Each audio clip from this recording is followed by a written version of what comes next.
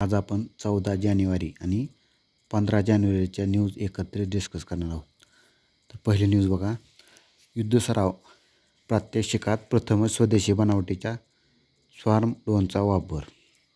तर भारतीय यांत्रिकी दलांनी एकत्रितपणे आयोजित केलेल्या डावपेचात्मक युद्ध सरावाच्या प्रात्यक्षिकात यंदा प्रथमच स्वार्म भारतीय बनावटीच्या ड्रोनचा वापर करण्यात आलेला आहे. तर जो अर्जुन रणगाडा होता तो पण भारतीय बनावटीचा आहे, लक्षात असू द्या. चला तर पुढची न्यूज बघूया.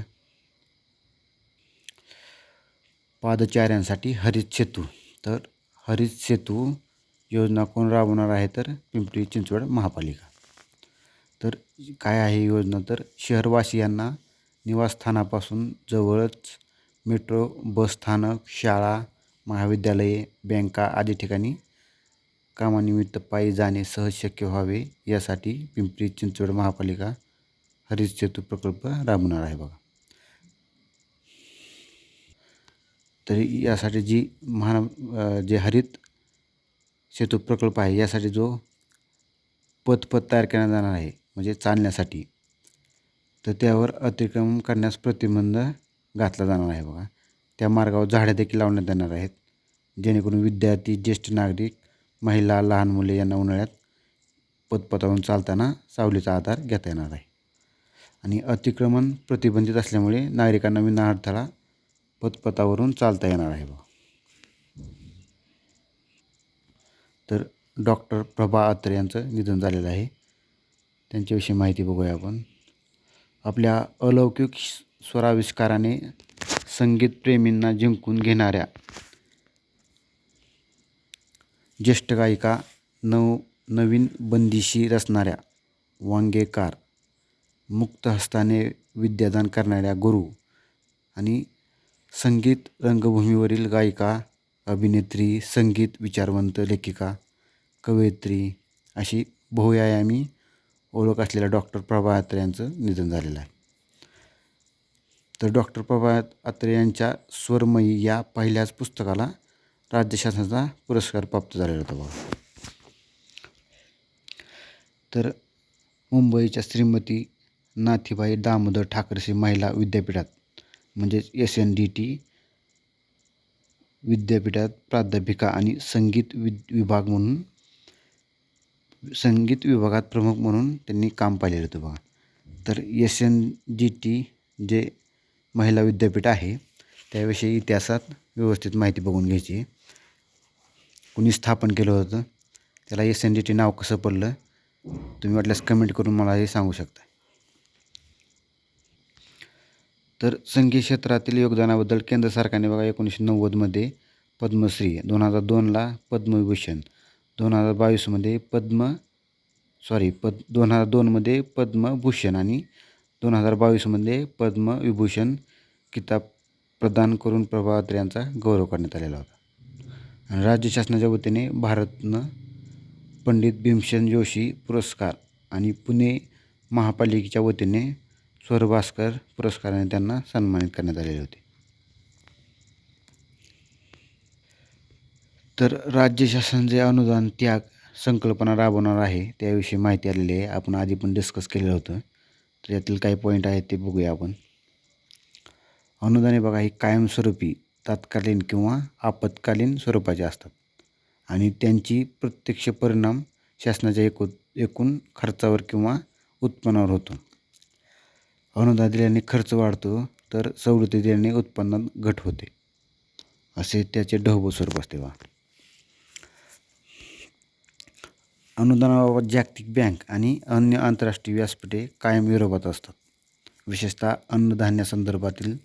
तसेच शेतकऱ्यावरील अनुदाने भारताने कमी करीत जावे असा आंतरराष्ट्रीय स्तरावरून कायम दबाव राहिलेला आहे.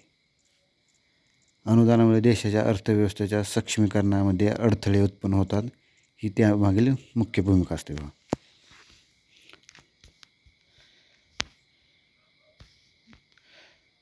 तर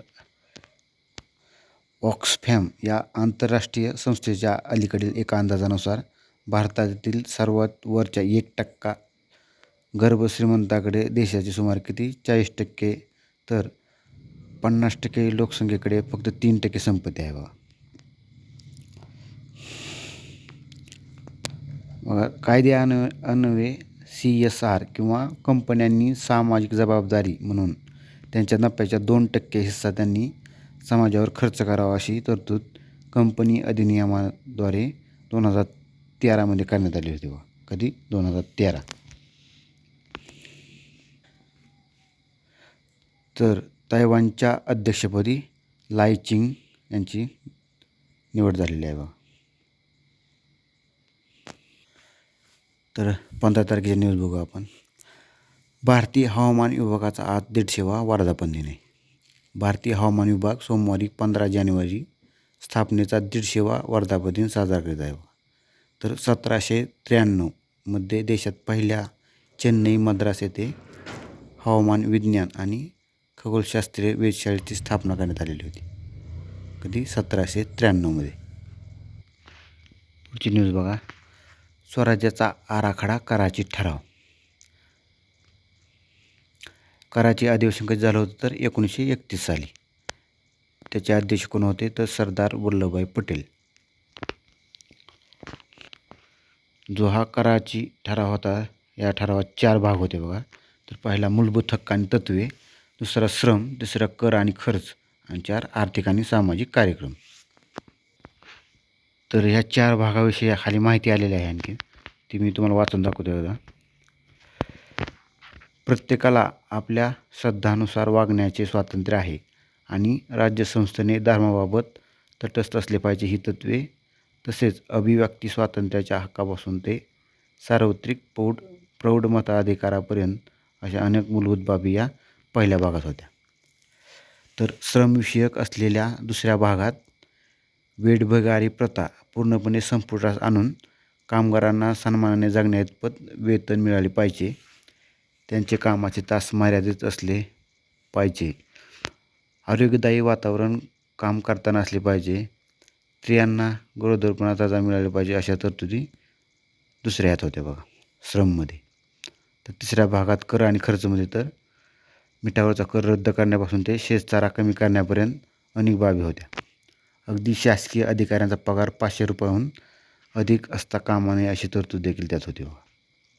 लष्करावी खर्चात कपात करण्यात यावी असेही यात म्हटलेले होते. आणि शेवटच्या भागात स्वदेशी कपडे, स्वदेशी उद्योग यांना परकीय स्पर्धेपासून संरक्षण मिळावे यासाठी तरतूद केल्या होत्या. महत्त्वाचे उद्योग, खाणकाम, दळणवळण या सगळ्यांचे नियंत्रण राज्यसंस्थेकडे असेल, जेणेकरून राष्ट्रीय हितास प्राधान्य देता येईल. शेतकऱ्यांना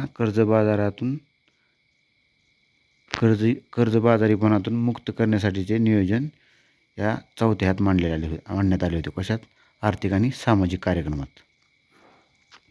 या ठरावाचा मसुदा, कराची ठराव जो झाला त्याचा मसुदा बघा पंडित नेहरूंनी त्यांचे संपादन केले होते आणि महात्मा गांधींनी या ठरावाने देशाला सामाजिक आणि आर्थिक कार्यक्रमाची नेमकी कल्पना दिली होती. या ठरावामुळे पहिल्यांदाच मार्गदर्शक तत्त्वांचा मुद्दा पटलावर आला. स्वतंत्र भारताच्या संविधानातील 4थ्या भागात या मार्गदर्शक तत्त्वांची मांडणी करताना कराची ठराव महत्त्वाचा ठरला. समाजवादी हा शब्द नंतर संविधानाच्या उद्देशिकेत जोडला गेला असला तरी समाजवादी तत्त्वाची मुळे आपल्याला या कराची ठरावात दिसतात बघा. वाफेच्या कृत्रिम शक्तीमुळे पहिली औद्योगिक क्रांती. त्यातली माहिती बघा महत्त्वाचे पॉईंट. विज्ञान आणि तंत्रज्ञान यांच्यातील नवनवीन शोधामुळे जेव्हा उद्योगधंदे किंवा व्यवसाय यांच्यात त्यांच्याप्रमाणे आपली जीवनशैली, कार्यशैली, राहणीमान आणि विचारशैली हे जेव्हा आमूलाग्र बदलून जाते तेव्हा त्याला औद्योगिक क्रांती असे म्हणतात बघा. तर पहिल्या औद्योगिक क्रांतीला सुरुवात कधी झाली तर 18व्या शतकात. तर इतिहासकार पहिल्या औद्योगिक क्रांतीचा काळ 1760 पासून ते 1830 मानतात बघा. तर औद्योगिक क्रांती असे नामकरण 1799 लुई गियम ऑटो या फ्रेंच राजदूताने केलेले होते बघा. या क्रांतीचा पाया रचला वाफेच्या शक्तीने. वाफेवर चालणाऱ्या इंजिनाने मानवजातीला कृत्रिम शक्ती दिलेली होती बघा. म्हणजे पहिल्या औद्योगिक क्रांतीत वाफेच्या इंजिनाचा शोध लागलेला होता. बघा ह्या लेखात जी बँकाविषयी माहिती आलेली आहे तर त्यात एक महत्त्वाचा पॉईंट आहे बघा.